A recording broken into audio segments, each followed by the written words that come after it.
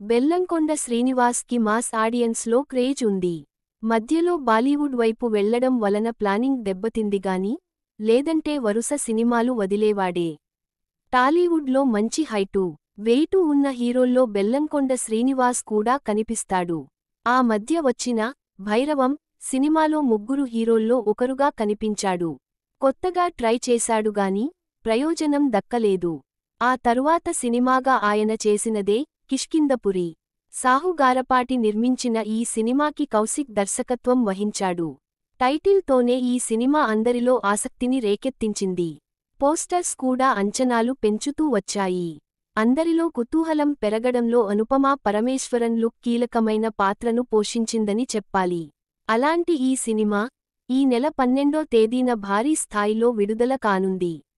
ఈ నేపథ్యంలో సినీ క్రిటిక్స్ కోసం ఈ సినిమా ప్రీమియర్ షో వేశారు. ఈ సినిమా చూసినవాళ్లు పాజిటివ్గా స్పందిస్తున్నారు.